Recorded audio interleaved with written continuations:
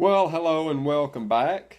We are on week number 3 of Prayer Power, and this week was 5 elements of prayer, which is 5 things you need to think, not necessarily need to think about, but needs to be part of your prayer life. And I'm going to roll through these 5 things pretty quick and then kind of go into it a little bit. Number 1 is respect. Respect of who you are praying to. Number 2 is confidence, meaning you need to have confidence that what you're praying about is going to happen. 3 is intensity. You need to make your prayer strong, powerful. When you're praying, you need to pray with more passion than you cheer for your football team. Number 4 is perseverance. You've just got to keep on and keep on and keep on praying it. Pray until it happens. Number 5, and possibly as important as number 1, is thankfulness. You have got to be thankful for everything that you are praying about and thankful for everything you have.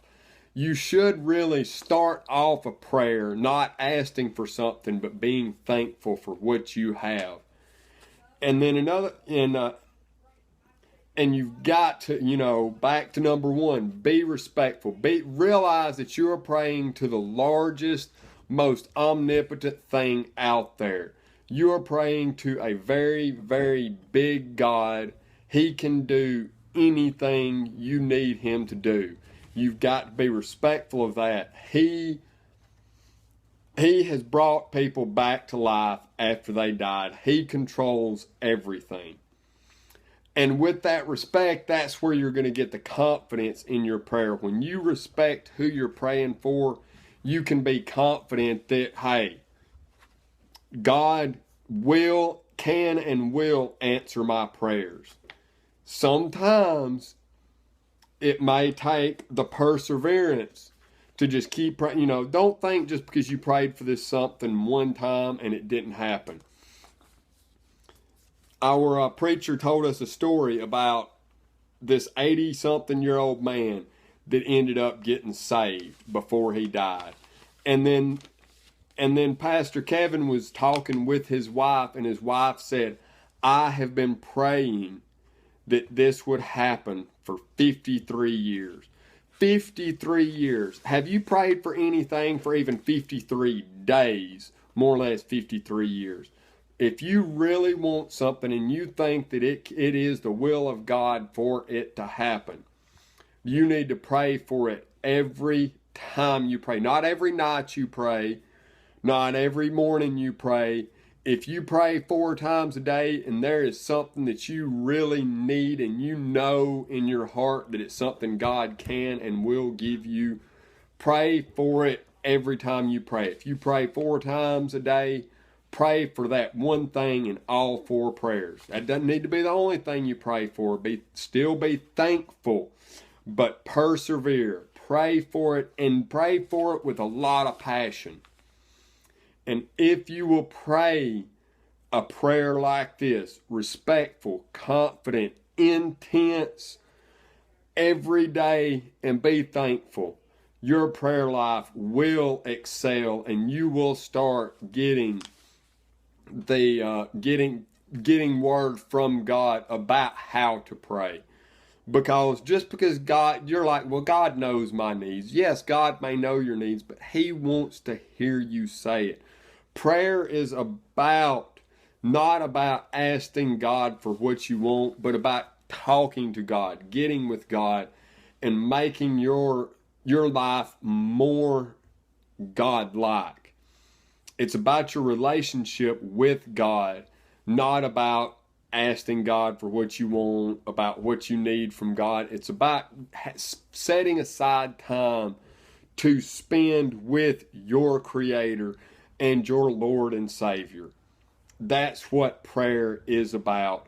And that's how you need to approach prayer. Sometimes you may not even have anything you feel like you need to pray about. Just pray thanking God for everything.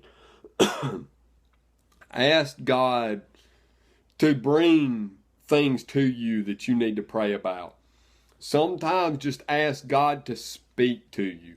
That has been some of my most powerful prayers, is where I've just sat down and it's like, God, I don't know. You called me here today. My phone was ringing. I've answered my phone now. Speak to me, Lord. Just speak to me. And that has been some of the most powerful prayers, where I felt like the most got accomplished while I was on my knees. Because I was in our start to our Awesome August, which is our revival at the church I go to. Our Awesome August starts out with Raise the Praise, which is all just praise hymns. When the choir stays in the loft the whole time and we sing. Yes, we have a special guest. She comes, she gives her testimony. But that's all it is. It's not an actual sermon. It's not somebody coming up there, opening up their Bible, reading from the Bible and speaking a sermon. It's just them giving a nice couple of minute testimony while singing. And usually there's music playing while even that's going on. But during this whole service, I felt like, hey, I need to walk down from this choir loft and go get on my knees at the altar. I just kept feeling that. Like I said, I felt like God was ringing my cell phone, and I just kept hitting the red button, ignore. Finally, I did it. I walked down there. I got down on my knees, and I just said, I don't know why you called me here, Lord. I don't know what the point of this was, but I'm here. I'm here to listen to you. Just speak to me. And that right there, I felt the most joy. The only time I've ever got down on my knees and just tears started running down my eyes. And there was nothing wrong. It was all out of the joy and the presence of the Lord. I felt so much better, so recharged after that.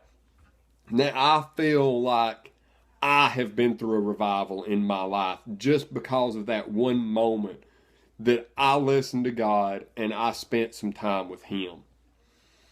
And now, as usual, I'm in a big story. I get to the end of it, I'm out of things to say. So I'm going to get off here, and I will see y'all next week. I hope everyone has a blessed week, and I hope your prayer lives prosper because of these videos. I'll see y'all next week.